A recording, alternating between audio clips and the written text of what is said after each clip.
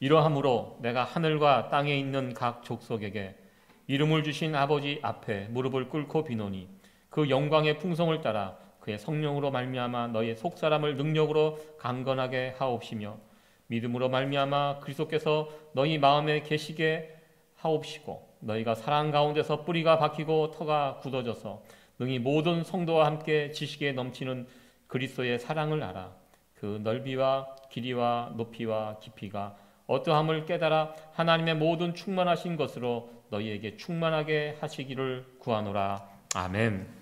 저희 다음 주 11월 첫째 주가 우리 교회 창립 기념 주일입니다. 이번 해가 이제 6번째 맞이하게 되는데요. 그래서 지난주부터 에베소서 말씀, 에베소서가 이 교회에 관한 가장 풍부한 내용을 담고 있는 성경이 에베소서입니다. 그래서 에베소서의 말씀을 가지고 함께 우리가 교회를 어떻게 섬길 것인가, 어떻게 세워나갈 것인가 말씀을 통해서 도전을 받는 시간이 됐으면 좋겠습니다. 우리가 지금 수요 예배, 토요 예배를 정상적으로 예배드리지 못하고 온라인으로 유튜브를 통해서 예배를 드리고 있는데요. 예배 중에 또 예배가 끝난 후에 또 교회를 위해서 함께 기도를 나누는 시간이 있습니다. 우리가 참 기도하는 시간이 부족한데요. 특별히 예배 시간에 교회를 위해서 드리는 이 기도가 참 소중한 시간이라고 생각합니다. 참 소중하고 또 필요한 기도가 아닌가 생각을 해봅니다. 교회는 말씀 공동체 또한 기도 공동체입니다. 우리의 신앙생활을 지탱하는 큰 두 기둥이 바로 말씀과 기도입니다. 하나님께서는 우리에게 은혜를 주실 때요, 말씀을 통해서 은혜 주시고 또 기도를 통해서 은혜를 주시기 때문입니다. 오늘 이 본문에 있는 말씀은 사도 바울이 에베소 교회를 위해서 기도했던 기도의 내용이 나와 있습니다. 이 사도 바울은 말씀의 사람이었고 또 기도의 사람이었습니다. 열심으로 복음을 전했고 복음을 전해서 세워진 교회를 위하여 사도 바울은 그 교회를 품고 기도했던 말씀의 사람, 기도의 사람이었던 것을 우리는 알게 됩니다. 우리가 교회를 위해서 기도할 때 사실 좀 막막할 수 있습니다. 여러분들 교회를 위해서 기도한다는 게 무엇을 뜻합니까? 교회가 무엇입니까? 이 교회라는 것이 그냥 막연하게 생각하면 어떤 이 건물처럼 생각을 하는데요. 교회는 여러분들입니다. 교회는 성도입니다. 예수님을 믿는 사람들의 모임 그 자체가 교회입니다. 여러분들 한 사람 한 사람이 교회이기 때문에 우리가 교회를 위해서 기도한다는 것은 성도들을 위해서 기도한다는 그런 뜻입니다. 여러분들을 위해서 기도한다는 것이 교회를 위해서 기도한다는 그 뜻이기도 합니다. 오늘 이 사도 바울이 에베소 교회를 위해서 기도했던 기도의 내용들을 세 가지로 살펴보겠는데요. 우리가 교회를 위해서 기도할 때 막연하게 이렇게 기도하는 것이 아니라 사도 바울처럼 어떤 구체적인 기도의 제목들을 가지고 붙잡고 기도할 수 있었으면 좋겠다. 그런 의미에서 오늘 이 본문의 말씀을 통해서 함께 은혜를 나누고자 합니다. 먼저 우리가 기도할 때 생각해야 할 것이 있습니다. 우리가 기도하면 우리 하나님이 그 기도를 들어주신다라는 사실입니다. 먼저 이 부분에 대해서 확신이 우리가 있어야 한다는 것입니다. 우리가 가끔 사람들과 주변 사람들과 이야기할 때 나는 열심히 이야기를 하는데 상대방이 내 이야기를 그냥 이렇게 허투루 듣는 그런 때가 있습니다. 그렇죠. 어떤 모임에 가서 나는 열심히 막 핏대를 올려서 이야기를 하고 있는데 가만히 보니까 사람들이 내 이야기를 듣질 않아요.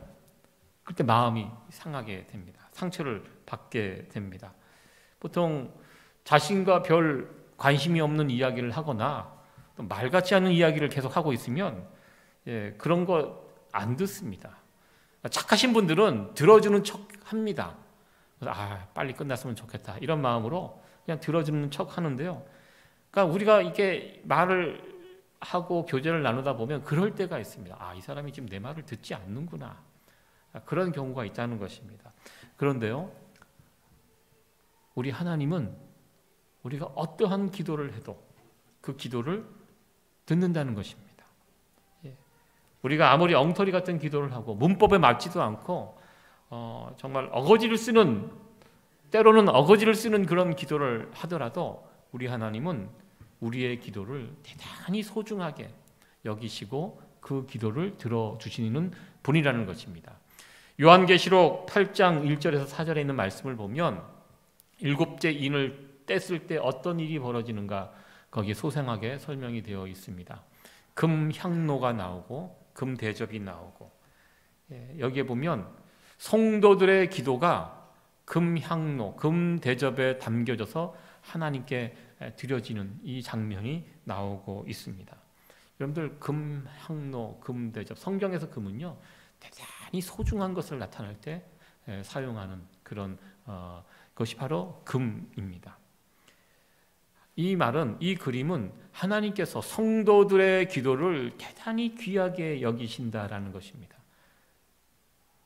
그냥 어떤 보자기나 별 쓸모없는 어떤 그릇에 담겨져서 올라가는 것이 아니라 금 향로, 금 대접에 성도들의 기도가 담겨져서 하나님께 드려진다라는 이 사실입니다. 굉장히 중요한 그림입니다. 하나님께서는 성도들의 기도를 대단히 귀하게 여기시는구나. 그리고 그 기도를 다 들으시는가라는 것을 우리는 이 요한계시록 8장에 있는 그림을 통해서 알게 됩니다. 여러분들도 여러분들 이렇게 주변의 이야기 가운데 누구의 이야기를 가장 잘 듣습니까? 하나님께서 우리의 기도를 들어주시는 이유가 있습니다. 그 이유는요, 우리가 하나님의 자녀이기 때문입니다. 우리들도요, 그 누구보다 우리 자녀가 찾아와서 이야기를 하면 그 말을 듣습니다. 잘 듣습니다. 가끔 이 갓난 아기를 메고 있는, 키우는 그 부모님들, 특별히 엄마가 아이들에게 옹알이를 하죠. 말 배우기 전에 옹알이를 하면 저는 무슨 말인지 모릅니다. 보통 사람들 모르죠. 제가 지금 무슨 말을 하나. 그러나 엄마는 알아요. 그리고 엄마가 해석을 해줘요. 지금 이 아이가 지금 무슨 말을 하고 있는지 해석을 해줍니다. 그 해석을 듣고도 들어보면 모르겠어요. 정말 그런 뜻인지. 그러나 자기가 배 아파서 난 자식의 어떠한 옹알이, 신음, 얘가 지금 어떤 상태인지 딱 듣기만 하면 엄마는 안다는 것입니다. 우리 하나님이 그렇다는 것입니다. 우리가 하나님의 자녀이기 때문에 우리가 하나님 앞에서 나와 어떠한 기도를 해도 하나님께서는 그 기도를 굉장히 소중하게 생각하시고 그 의미를 아신다는 것입니다. 우리가 하나님 앞에 나가 아버지 하고 소리만 이렇게 내어도, 작은 탄식을 해도, 작은 신음에도, 우리 찬양의 가사에 있죠. 작은 신음에도 그것이 무슨 의미인지를 우리 하나님께서는 정확히 파악하시고 응답하시는 하나님. 그것이 우리 하나님이고요. 우리가 먼저 기도할 때 이 사실을 기억해야 합니다. 하나님은 나의 기도를 들어주신다는 것. 세상 사람들은 다 내 말을 듣지 않지만 하나님만은 내 기도를 들어주시는 분이라는 이 믿음을 가지고 기도할 수 있어야 한다는 것입니다. 14절, 15절은 우리가 기도 드리는 하나님이 어떤 분인지를 여기에서 말해주고 있습니다. 14절, 15절 말씀 다시 한번 읽어보도록 하겠습니다. 시작. 이러함으로 내가 하늘과 땅에 있는 각 족속에게 이름을 주신 아버지 앞에 무릎을 꿇고 비노니, 우리의 기도의 대상 하나님을 소개해주고 있습니다. 하나님은 천지 만물을 지으시고요, 그 지으신 천지 만물에 이름을 지어주신 분입니다. 여러분들, 이름을 누가 짓습니까? 아버지, 부모님이 이름을 짓습니다. 이름을 짓는 이유가 무엇입니까? 너 내 것이다. 너는 나의 소유다. 또 한 가지 이름을 지어주는 그 의미가 있습니다. 내가 너를 책임지겠다. 이것이 이름을 지어주는 그 의미가 여기에 있습니다. 하나님, 우리의 아버지가 되시고 우리는 하나님의 소유이고 하나님께서 우리를 책임져 주신다고 약속해 주셨습니다. 이 믿음을 가지고 하나님께 나아갈 수 있는 저와 여러분이 됐으면 좋겠습니다. 또한 14절, 15절은요, 우리가 성도들이 하나님 앞에 기도할 때 어떠한 자세로 기도해야 할지를 또 보여주고 있습니다. 우리가 하나님께 기도할 때 이 두 가지가 있어야 돼요. 친밀감과 경외심, 이 두 가지를 가지고 하나님께 나아갈 수 있어야 한다는 것입니다. 하나님 우리 아버지가 되십니다. 아주 친한 그런 친밀감이 하나님과 우리 사이에 만들어지게 됩니다. 그런데요, 너무 친밀감만 강조해도 좀 안 되는 경우가 있습니다. 보통 우리 자녀들 너무 부모하고 친하면, 너무 가까이 하면 또 아이들 가운데 버릇없이 막 기어오르는 그런 모습이 있어요. 그러니까 우리가 하나님께 나갈 때 친밀감도 필요하지만, 여기 사도 바울이 무릎을 꿇고 빈다라고, 우리의 창조주 되시는 전능하신 하나님 앞에 나갈 때 사도 바울이 무릎을 꿇고 빈다는 이런 표현을 하고 있는데요, 하나님을 두려워하는 마음, 경외하는 마음으로 기도해야 한다는 것입니다. 이 두 가지가, 우리 기도할 때 너무 친밀감만 있어도 안 되고, 너무 두려워하고 경외하고 하나님을 멀찍이 두고 고개도 제대로 못 들고 말도 제대로 못하고 이러면 안 된다는 것입니다. 이 두 가지, 친밀감과 경외심을 함께 가지고 하나님께 기도해야 한다는 것입니다. 이어서 사도 바울은 에베소 교회를 위하여 무엇을 기도했는지 이 세 가지 이 기도 제목이 설명이 되어 있습니다. 첫 번째 기도 제목은 속사람이 강건케 되기를 위해서, 에베소 교회 성도들이 속사람이 강건케 되기를 위해서 기도했습니다. 우리 16절에 있는 말씀 같이 한번 읽어보도록 하겠습니다. 시작. 그 영광의 풍성을 따라 그의 성령으로 말미암아 너희 속사람을 능력으로 강건하게 하옵시며. 아멘. 속사람을 능력으로 강건하게 하옵시며. 사도 바울은 속사람이, 에베소 교회 성도들이 속사람이 강건케 되기를 위해서 기도했습니다. 사람은요, 겉사람이 있고 속사람이 있습니다. 육체적인 문제가 있고 영적인 문제가 있습니다. 그러니까 사도 바울의 기도를 보면, 서신서나 사도 바울이 쓴 성경을 보면 교회 성도들을 위해서 기도해 줄 때 어떤 성도들, 핍박을 당하고 고난 중에 있는 성도들의 어떤 환경이 나아지기를 위해서 그런 부분에 대해서 물론 기도를 했지만, 그렇게 포커스를 맞추고 그 부분에 대해서는 기도가 좀 덜합니다. 사도 바울의 기도는 언제나 그 성도들의 속사람을 강건케 하는 이런 쪽에 포커스가 맞춰 있고, 그 부분을 열심히 기도했던 거 보게 됩니다. 사실 아마 여러분들, 저와 여러분들 교회를 위해서 기도할 때, 성도들을 위해서 기도할 때 어떤 기도 제목을 붙잡고 기도하십니까? 저 또한 기도할 때 교회 어르신들, 또 연세 드신 어르신들 강건하게 해주시고, 또 교회 출입하시는데 불편함이 없도록 하나님 건강 주시고, 또 우리 성도들 가운데 어려움을 당한 성도들 있으면 그 어려움은 속히 해결되고, 건강의 문제 또 강건하게 해주시고, 또 경제적인 문제로 걱정 근심 가운데 있는 성도들 속히 하나님 은혜를 주셔서 걱정 근심거리가 물러나게 해주시고, 뭐 이런 부분에 대해서 저도 기도합니다. 그런데 사도 바울은 성도들을 위해서 기도할 때 그런 어떻게 보면 겉사람에 관한 부분들, 육체적인 이런 부분들에 대해서 물론 사도 바울도 그런 부분에서 기도했습니다. 그러나 메인이 그게 아니었다는 것입니다. 사도 바울 성도들을 위해서 무엇을 기도했습니까? 속사람을 위해서, 속사람이 강건하게 하기 위해서. 속사람이 강건해지면 그런 겉사람의 문제들을 뛰어넘어갈 수 있다는 것입니다. 이것을 사도 바울이 알았기에 성도들의 속사람이 강건해지기를 위해서 사도 바울은 열심으로 기도했다는 것입니다. 우리가 지금 이 코로나 이 팬데믹의 이 시대를 살아가고 있는데요. 그래서 요즘 들어 강조가 되는 것이 이제 면역력 강화에 대한 이야기입니다. 우리가 면역력이, 왜냐하면 코로나 바이러스는요 똑같습니다. 어떤 바이러스가 더 독하고 약하고, 감기 바이러스도 마찬가지거든요. 저와 같은 성인이 걸린 감기나 어린 아이가 걸린 감기나 바이러스는 똑같습니다. 그러니까 아이가 걸린 감기라고 무시하면 안 됩니다. 똑같은 바이러스예요. 그 안에 바이러스는 똑같습니다. 코로나 바이러스도 마찬가지입니다. 그런데요, 똑같은 바이러스인데 어떤 사람은 죽을 정도로 심각하게 이 바이러스가 걸려서 작동을 하고, 또 어떤 사람은 별 증상 없이 그냥 넘어가는 경우가 있다는 것입니다. 이게 이제 면역력의 차이라고 합니다.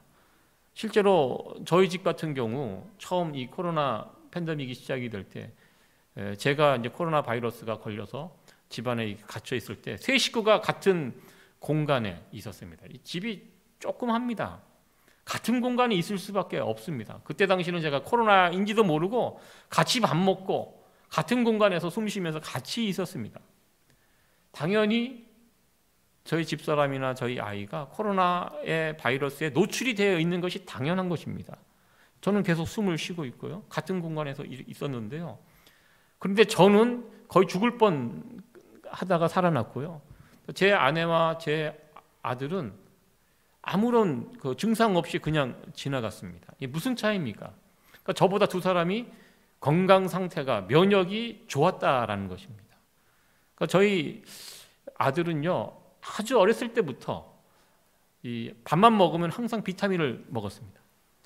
저희들 집안 식구 가운데 비타민을 그렇게 챙겨 먹는 사람이 없는데 어디서 무슨 이야기를 듣고 왔는지 밥만 먹으면 항상 비타민, 그래서 비타민을 항상 사놔야 돼요. 얘가 비타민을 항상 비타민 C 밥 먹으면 그것을 습관적으로 늘 먹고요. 이번에 학교 갈 때도 그 비타민 사갖고 보냈거든요. 이게 몸에 배어 있어요. 그래서 이 비타민을 늘 먹기 때문에 그러고 보니까 어떤 이거 잔병 치료 없이 그냥 이렇게 지나가는 것 같고요. 제 아내도 보니까 저보다 훨씬 건강해요. 늘 저와 똑같은 밥을 먹고 같이 지내는데 왜 저렇게 건강할까? 제가 이렇게 유심히 생각을 해봤습니다. 물론 이게 남편이 잘해주니까 건강하겠죠. 그러나 면역력의 차이였다는 것입니다. 똑같은 바이러스에 노출이 되어 있지만 면역력이 강하니까요. 이런 바이러스가 들어와도 그걸 뛰어넘어갈 수 있다는 것입니다. 우리의 속사람도 마찬가지입니다. 영적인 면역력이 강해야 된다는 것입니다. 영적인 면역력이 약해지면 사소한 문제에 걸려서 넘어지게 됩니다. 보통 초신자들이 그래요. 초신자들이 교회 생활을 뜨겁게 하다가 예전에 제가 청년 사역을 할 때 보니까 갓 예수님이 믿어서 막 뜨거워서 막 그랬던 청년이 제가 보기에는 사소한 문제예요. 작은 문제에 걸려 넘어져서 시험에 깊이 들어가는 것을 보게 됩니다. 저는 보면서 저거 그러니까 교회 안에서 어떤 사람 때문에 시험에 든 거예요. 그럴 수 있는데 충분히 아직 영적인 면역력 부분에서 약하기 때문입니다. 사도 바울은 그래서 이 에베소서 교회 성도들이 영적인 면역력이 강해지도록 그 일을 위해서 기도했다는 것입니다. 여러분들 우리가 이 영적인 면역력, 속사람이 강해지기 위해서 우리가 무엇을 해야 할까요? 겉사람의 면역력을 기르기 위해서는요, 뭐 규칙적인 생활을 하고, 뭐 이런 비타민 같은 거 잘 섭취하고, 잠 잘 자고, 일주일에 몇 번씩 땀 흘리고, 그러면 우리의 겉사람은 우리의 면역력은 이제 강화될 수 있습니다. 그렇다면 우리 속사람, 영적인 면역력을 강하게 하기 위해서는 어떻게 해야 할까? 사도 바울의 말씀 속에 답이 다 있습니다. 16절 말씀인데요. 같이 한번 읽어보도록 하겠습니다. 시작. 그 영광의 풍성을 따라 그의 성령으로 말미암아 너희 속사람을 능력으로 강건하게 하옵시고. 아멘. 여기 빨간 글씨로 되어 있습니다. 우리의 속사람이 강건케 되는 것은요, 내 능력으로 내 힘으로 되는 것이 아닙니다. 여러분들 속에 지금 거하시는 성령님으로 인하여 우리의 속사람이 강하게 될 수 있다는 것입니다. 지금 여러분들 다 안에 예수님을 믿는 사람으로서 우리 안에 성령님이 거하고 계십니다. 그러니까 우리가 평소에 육체의 건강을 유지하는 것도 평소가 중요해요. 건강관리, 평소의 건강관리가 참 중요합니다. 항상 의사 이렇게 찾아가서 이야기해보면 피검사하고 막 하잖아요. 평소에 적정 체중을 유지하고, 그리고 혈당, 평소의 혈당, 혈압 이런 거 다 검사하잖아요. 요즘 정상 혈압이 120에 80인가요? 90인가요? 혈압 검사 다 하시잖아요. 혈압이 되게 중요합니다. 그러니까 이것을 내 평소에 그것을 유지하느냐가 내 건강을 지키는데 되게 중요합니다. 우리 영적 상태도 마찬가지예요. 어느 날 특별히 무슨 일이 생겨가고 부랴부랴 하나님께 달려나가서 막 기도하고 하나님 은혜를 구하고, 이거 늦는 것입니다. 우리가 평소에 영적인 건강 상태를 유지할 수 있어야 돼요. 어떻게 유지? 지금 여러분 안에 성령님이 계십니다. 성령님과 매 순간순간 교제하면서 함께 동행하면서 살아가는 것입니다. 그러면 우리의 영적 상태가 유지가 돼요. 영적인 면역력이 유지가 됩니다. 그래서 어떤 일이 벌어져도 그것을 쉽게 뛰어넘어갈 수가 있습니다. 우리 지금 안에 계신 이 성령님을 의지하지 않고 신뢰하지 않고 방치하고 있다가 그럼 우리 영적인 면역력이 팍 꺼져 있죠. 그럼 무슨 일이 벌어지면 거기에 걸려서 넘어지고 헤매고 주저앉고 이런 일들이 반복될 수밖에 없다는 것입니다. 지금 우리들 안에 성령님이 계십니다. 그 성령님 날마다 의지하고 매 순간 의지하면서 교제하세요. 해서 성령님께 묻고 그리고 그 질문에 답하시고 순간순간 그 성령님과의 관계를 유지하세요. 그러면 우리의 속사람이 강건해질 수 있습니다. 성령 안에서 우리의 속사람이 날마다 강건해져 갈 수 있는 그런 저와 여러분들이 되어지기를 축원합니다. 사도 바울이 에베소 교회를 위하여 두 번째 기도 제목입니다. 사랑의 공동체가 되게 해달라 기도하였습니다. 여러분들, 하나님께서 왜 우리를 이 세상에 보내주셨을까? 이 질문, 근본적인 질문을 해보게 됩니다. 우리가 이 세상에 살면서 해야 할 가장 중요한 일이 무엇인가? 하나님께서 그냥 이 세상에 허투루 우리를 보내주지 않으셨거든요. 많은 사람들이 세상을 떠나기 임종의 자리에서 자신의 인생을 돌아보면서 가장 후회되는 점이 무엇인가 이렇게 질문했을 때 많은 사람들이 이렇게 대답했다고 합니다. 내가 좀 더 사랑하면서 살 걸. 사랑에 대한 후회를 가장 많이 했다고 합니다. 내가 좀 더 돈을 많이 벌 걸. 좀 더 높은 자리에 올라갔으면 좋았는데, 이런 고백보다는 사랑에 대한 내가 사랑하지 못했구나. 더 많이 사랑하면서 살았지만 더 많이 사랑하지 못했 그 일에 대해서 후회하면서 눈을 감는다고 합니다. 하나님께서 우리를 이 세상에 보내신 가장 큰 이유, 사랑하면서 살라고 우리를 이 세상에 보내주셨다는 것입니다. 예수님께서 사역하실 때 제자들이 묻습니다. 주님, 가장 큰 계명이 무엇입니까? 우리가 지켜야 할, 이 땅에서 살면서 지켜야 할 가장 큰 계명이 무엇입니까? 이 질문에 예수님께서 한마디로 말씀해 주셨습니다. 아마 여러분들 잘 아시는 대답입니다. 가장 큰 계명은 하나님을 사랑하고 그리고 내 이웃을 사랑하며 사는 것. 사랑에 대한 계명을 우리 주님께서 말씀하셨습니다. 그러니까 우리가 이 땅에 살면서 사랑하면서 살면 이 땅에서 온 목적을 이루는 것입니다.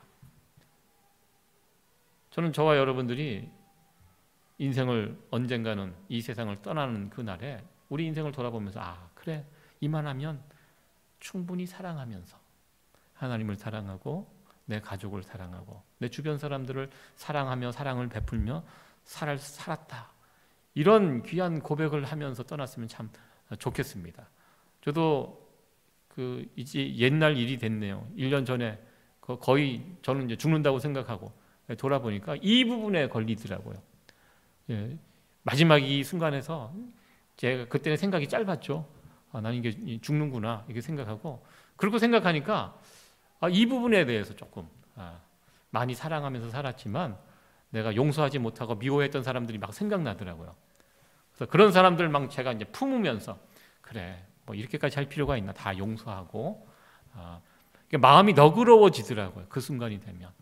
이 사랑이라는 것이 참 우리 인생이 참 중요하다는 것을 제가 깨닫게 되었습니다.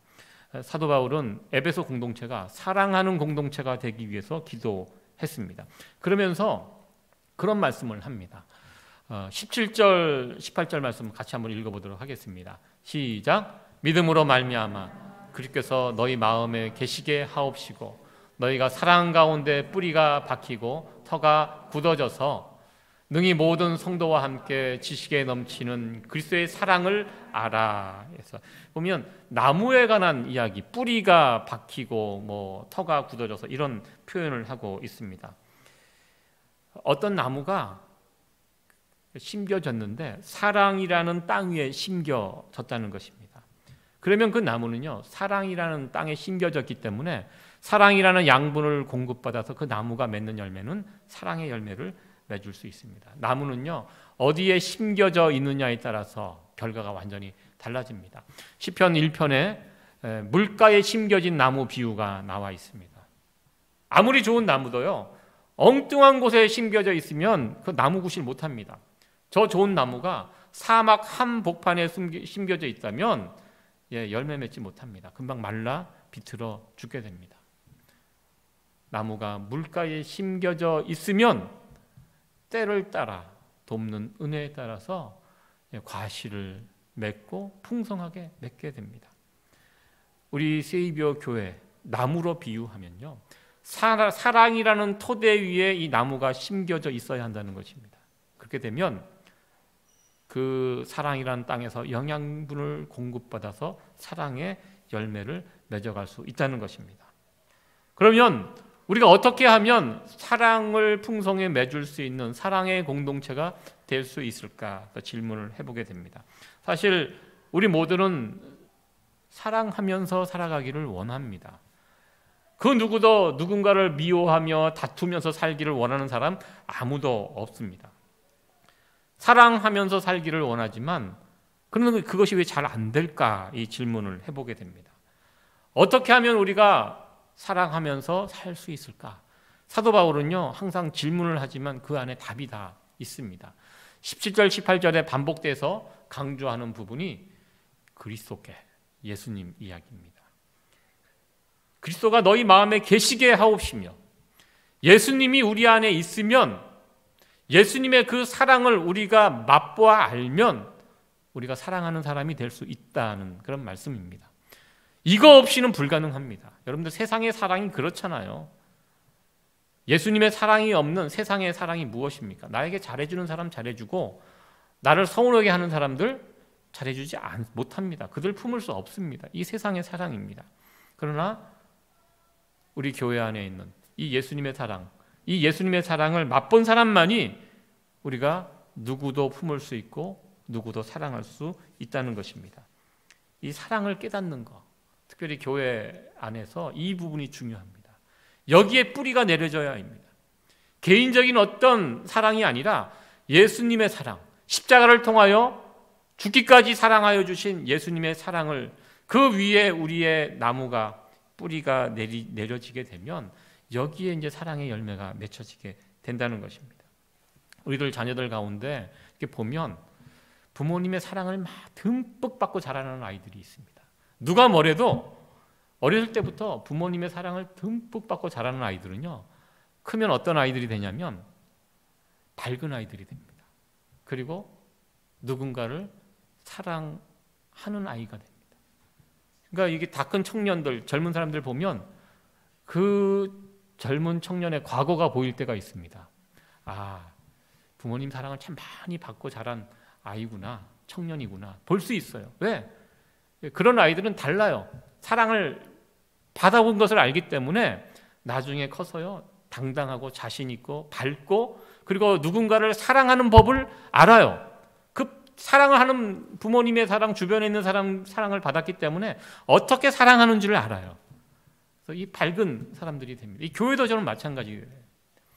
교회에서 서로 사랑하면서 사랑이 풍성한 교회에 있으면요, 밖에 나가서도 세상 사람들을 품을 수 있어요. 사랑할 수 있어요. 근데 교회가 그런 분위기가 아니면 이게 어려워요.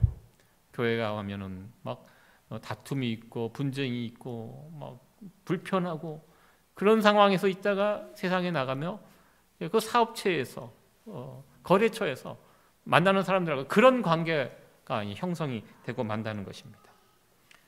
이 이야기를 듣고 아마 여러분들 가운데 나는 글렀어. 나는 어렸을 때 사랑을 못 받고 자라서 내 인생은 글렀어. 나는 그냥 지금처럼 누군가를 미워하고 그러고 살 거야. 이렇게 생각하시면 또 안 됩니다. 예수님의 사랑이 우리 가운데 있으면요, 그 어떠한 것도 다 녹일 수 있어요. 내 마음 가운데 무거운 짐들이 이렇게 있다고 하더라도요, 예수님의 그 사랑을 우리가 맛보게 되면 그 어떠한 돌덩이도 내려가고요, 차가운 얼음덩이도 다 녹일 수 있는 것이 우리 예수님의 사랑이라는 것입니다. 지금 사도 바울은 에베소 교회가 예수님의 그 사랑을 맛보아 아는 그런 교회, 그래서 이 교회 공동체가 사랑하는 공동체가 되어지기를 간절히 기도하고 있습니다. 그리고 이 18절에 보면 중요한 표현이 있습니다. 능히 모든 성도와 함께 지식에 넘치는 그리스도의 사랑을 알아.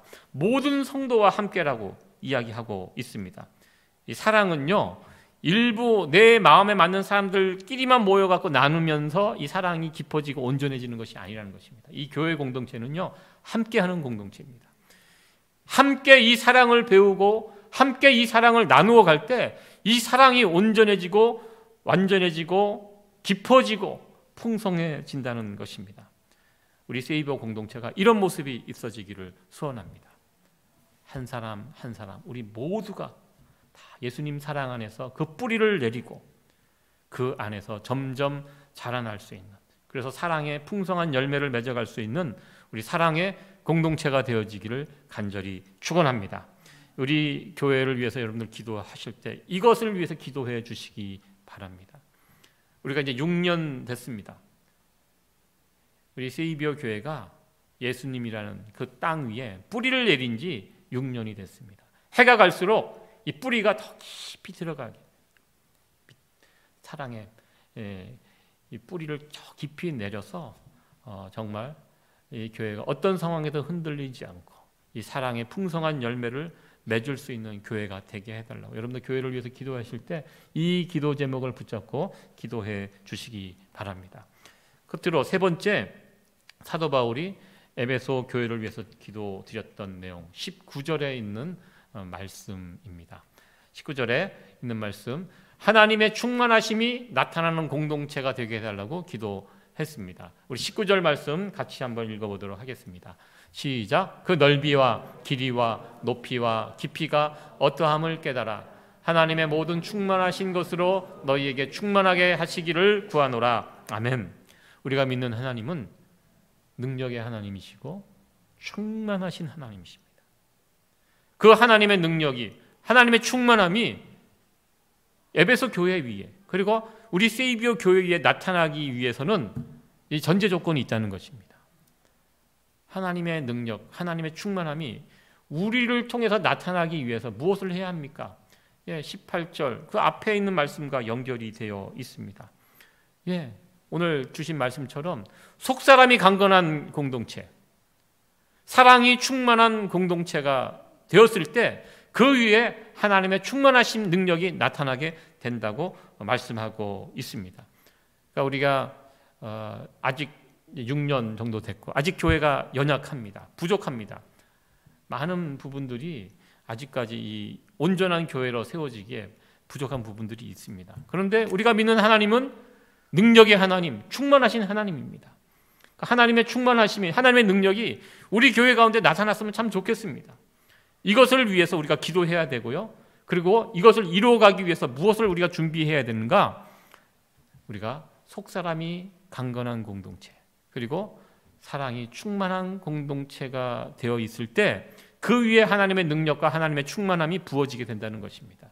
이 비밀을 우리가 깨달아서 우리가 더욱더 우리 세이버 공동체를 속사람이 강건한 공동체로, 그리고 사랑이 충만한 공동체로 세워갈 수 있는 저와 여러분들이 되었으면 좋겠습니다.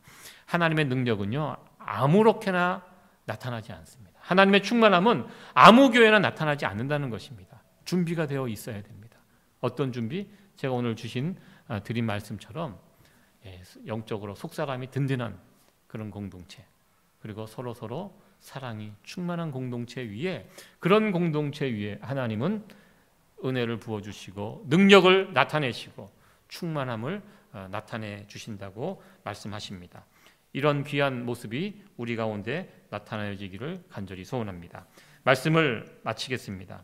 오늘 사도 바울이 에베소 교회를 위하여 기도 올렸던 이 세 가지 기도 제목들을 우리가 잘 기억했으면 좋겠습니다. 그래서 교회를 위해서 기도할 때마다 이 기도 제목을 붙잡고 성도들을 위해서 기도해 주시기 바랍니다. 이 성도들, 우리가 살다 보면 이민 생활하는 가운데 예기치 않는 이런 어려운 일들을 우리가 만나게 됩니다. 우리가 그런 어려움을 당한 성도들을 위해서 기도할 때 그 문제가 속히 해결되기 위해서 기도해 주시고요. 한 가지 더, 성도들이 속사람이 강건해져서 그런 일들을 믿음으로 뛰어넘어갈 수 있도록 그 일들을 위해서 여러분들 기도해 주시기 바랍니다. 그리고 우리가 함께 이렇게 모여서 예배드리고 교제 나누고 교회를 세워가고 있는데요, 세월이 가고 시간이 갈수록 우리 신앙의 뿌리가 이 예수님이란 사랑의 터 위에 뿌리를 점점 깊이 내려갈 수 있는 그래서 사랑의 열매들이 우리 모임 가운데, 우리 교회 가운데 맺혀져 갈 수 있는 그런 아름다운 교회가 되게 해달라고 여러분 기도해 주시고, 그리고 하나님의 능력, 하나님의 영광, 하나님의 풍성함이, 충만함이 우리 교회 가운데 뿐만 아니라 여러분들 삶 가운데도, 여러분 일터에도 그 능력이 나타나게 해달라고 서로 기도할 수 있는 그런 저와 여러분들 우리 세이비어 교회가 되어지기를 간절히 축원합니다.